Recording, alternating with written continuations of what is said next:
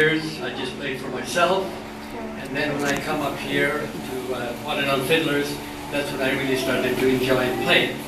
In the meantime, I play some other instruments. I play a 5-string banjo, I play a tenor banjo, I play a guitar, I play a mandolin. This morning I played my pedal steel for about 15-20 minutes. Not that anybody wants to listen to it, but I played it. The other thing that I did before is when I retired, I decided that just for some of you that don't know, I attracted a virus called the Guillain-Barré syndrome. And I was totally paralyzed. I was a month in the hospital, and it took me 4.5 months of daily therapy just to learn how to walk again. So when I finished that, I decided I'm going to make a couple of violins and a couple of bows. So I made these 2 violins that you see here, and I made 22 bows. And I'm not making any more. That's about it. So this is, I enjoy the music, I enjoy the fiddle, but I enjoy working on them more than I do playing them perhaps.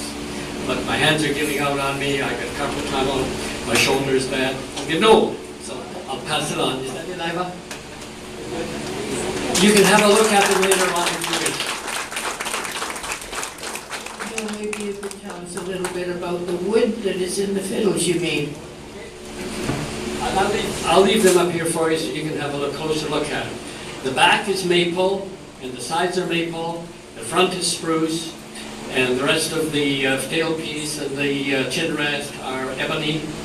I did some extra work by putting some purfling on the side of the neck, so it took a lot of work. And what I did, what is unusual about these, most violins are made with a mold. You make a mold and then you bend the wood around the mold. I did not have a mold. I did not want to make a mold. I just made the violins fit so perfectly, the wood so to fit perfectly that they could vibrate. So these violins were made without no mold at all. The purfling is what you see laid around the edge here. It's all hand inlaid all around the edge, both on the front and at the back, and I put some on the side as well. And the bridge, here you would be interested. The last 6 years, I made 20-some bridges out of moose antlers rather than maple. And it really changed the tone of the violin entirely.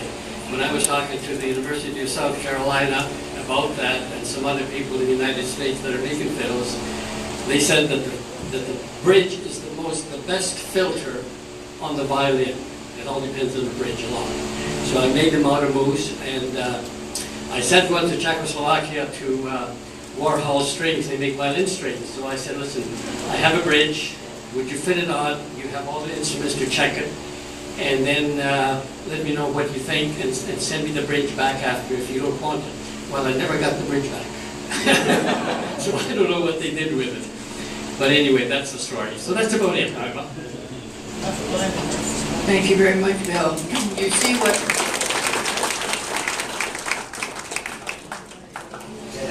Bill is one of the people that spurred me on to try and do this, because there's so many other interesting stories and about the instruments that I think they should be shared with a lot of people.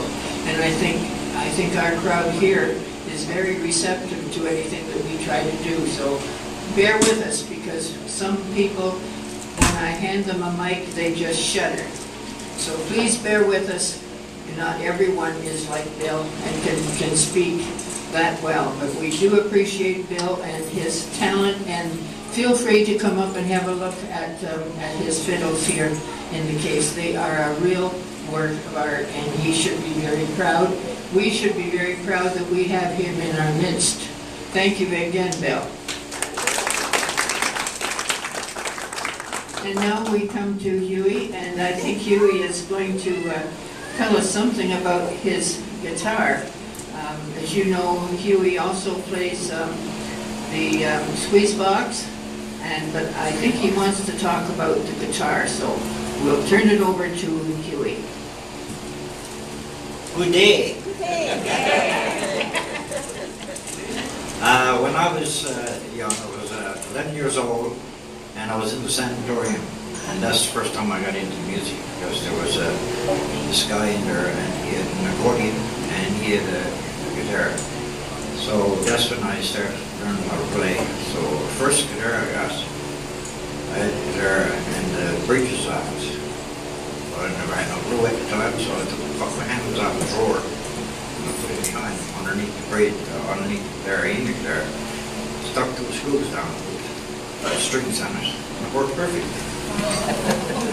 And then it was easy for me to learn how to play because it was passed down generation to generation. And he also had the accordion there, so I started learning how to play that. And the guitar I have right now, well, I only had that for about 4 years, but it was a nice guitar because it was handmade. And I got it at when the guy was very valuable, so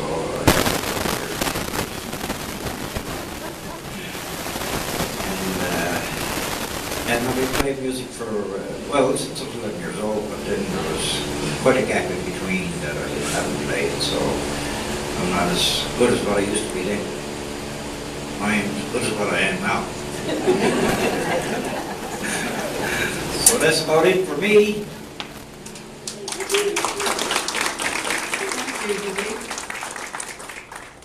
You've all heard Huey doing the guitar solos, and I don't know, he sounds pretty good to me. Thank you, Huey.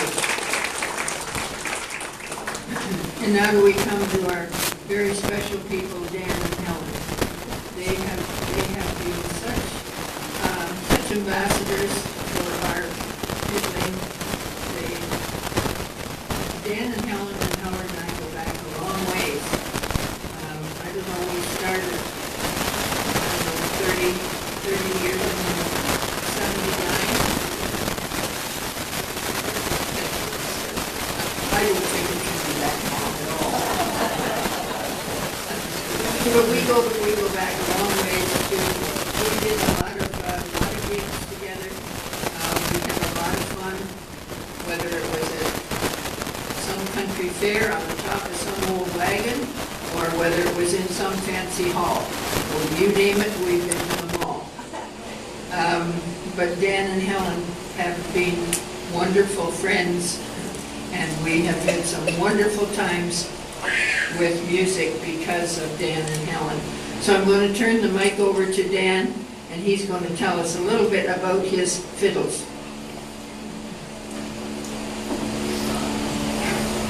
Boy, it's sure nice to be here. But anyways, I don't know if I can remember that far back. But when I was 8 years old, my dad bought me a copy of the Strat for $8, and the neighbors up the road had a band, and they showed me how to play it. And I played that violin for about 15 years or so. And then I met one of the players that was in my band. And he moved to Winnipeg, and that's the last. I've never seen a fiddle since. So, and that was the best fiddle I ever had. But anyways, I quit playing for about 40 years.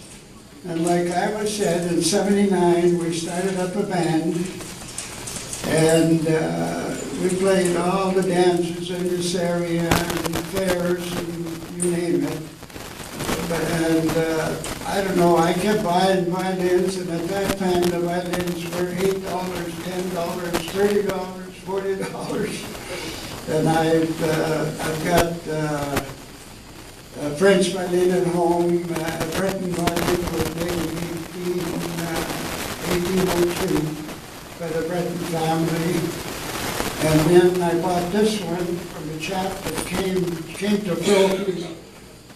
to Fulton from Germany. And it's a Paganini concert violin. And he tried to learn to play it, but his wife, she hated his fiddle music, so he put that in the Waterdown paper and he was selling it. So I phoned him, and sure enough, he said, come on down and have a look at it. So I went down and I passed him my mic, and he said, oh, give me $40 and you can have it. And this is about 10 years ago. And now this violin is worth about $1,500. But anyways, that's me and my fiddles. I hope, I'm 90 years old, and I hope I can play for another 10, 15 years. Thank you very much. You're sure a nice crowd. Thank you very much, Dan. Isn't he wonderful? We are so blessed to have such wonderful people that come here on Thursday afternoons. Now I'm going to turn the mic over to Helen, and she's going to tell us about this little banjo. Well, I'm not 90 yet. So brags about being 90. But Dan wanted to form this band. He called it the Golden Horseshoe Band, and he wanted me to join the band. So we went out and we bought the banjo, and he showed me the chords and that, and so I joined the band in 1979, and I've been playing ever since. We played in barn dances and every place, and I enjoy playing. And what else can I say? Hope you like it too.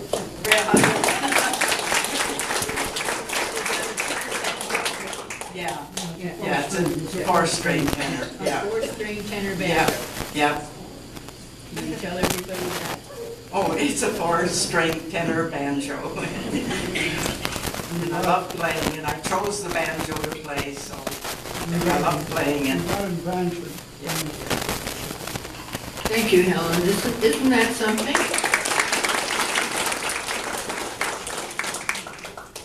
Well, what do you think, people? Is this interesting or not?